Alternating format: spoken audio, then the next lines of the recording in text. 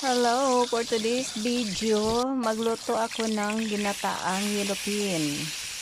Una, iprito ko muna yung isda para mawala yung langsa, guys. Ayan. Tapos, upat raman ni guys. Yan.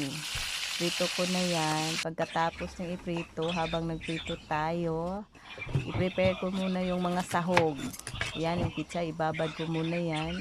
Tapos, maghiwa-hiwa naman ako ng mga mga panakot, guys. Una na naho ng luya. Yan, slice-slice lang yan.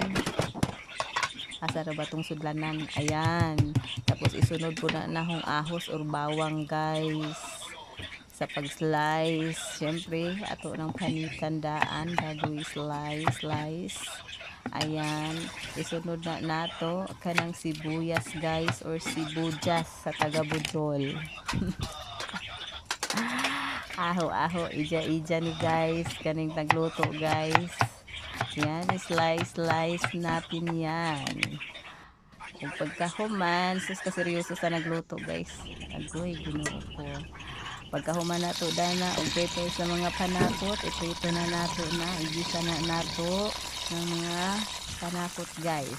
Gamit na ng hong giprituhan nga mantika dito sa kuan bitaw, guys, sa isda. Ato ng karaw-karawon, i-mix inikos-mikos.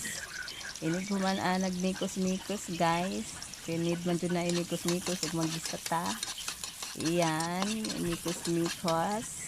Isunod nato ng sibuyas. Arang ka sibuyas, guys. Isunod ang sibuyas or sibuyas.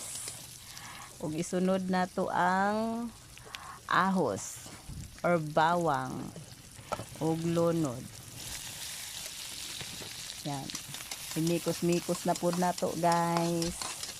Ayan, karaw. Kay arong mamikos-mikos.